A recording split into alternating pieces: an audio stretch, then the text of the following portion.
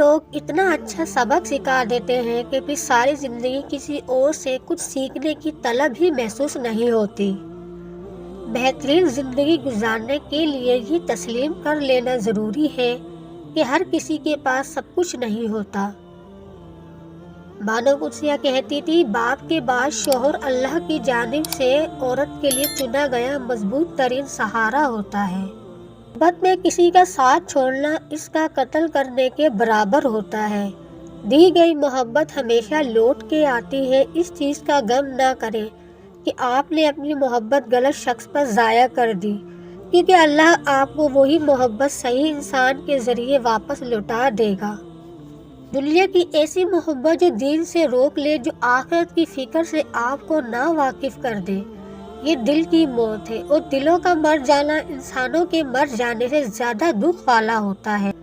کبھی کبھی ہم کسی کو چھوڑنا نہیں چاہتے، لیکن سامنے والے انسان ہمارے لیے ماحول ہی ایسا بنا دیتا ہے کہ ہم چھوڑنے پر مجبور ہو جاتے ہیں، اور الزام بھی ہم پر آ جاتا ہے۔ اپنے تمام دشمنوں کو معاف کر دو، لیکن ان لوگوں کو کبھی معاف نہ کرو جو تمہارے رزق اور عزت کا دشمن ہے۔ بیماری، پریشانی، مصیبت یا کوئی بھی بڑی آزمائش ہو، انسان کے پاس دعا کا راستہ ہے جو ہر وقت، ہر جگہ، ہر حالت میں اللہ سے جوڑ دینے کے لیے کافی ہوتا ہے۔ اگر یہ جاننا چاہتے ہو کہ تمہیں اللہ سے محبت کتنی ہے تو بس یہ دیکھ لو کہ تم کو گناہوں سے نفرت کتنی ہے۔ نیک بننے کے لیے ایسی ہی کوشش کرو جیسی تم خوبصورت دکھنے کے لیے کرتے ہو۔ ایک عورت کی تربیت کا امتحان بہو بننے کے بعد، اخلاق کا امتحان ساس بننے کے بعد ہوتا ہے۔ جس کو اپنے اندر جھانکنا آ جائے وہ پھر دوسروں کے احساسات سمجھنے کے قابل ہو جاتا ہے۔ سکھ اور دکھ اپنی تقدیر سے ملتے ہیں، امیری غریبی کا اس سے کوئی لینا دینا نہیں۔ رونے والے عالی شان محلوں میں بھی روتے ہیں، اور جن کی قسمت میں خوشیاں ہو وہ جھونپڑی میں بھی بستے ہیں۔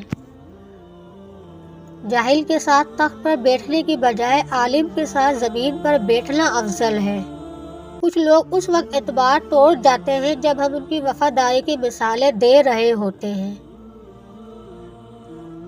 شعور اور شعور کے درمیان ایک عین کا فرق ہے، وہ عین علم ہے۔ یاد رکھیے، شعور کرنے والے علم اور شعور سے خالی ہوتے ہیں۔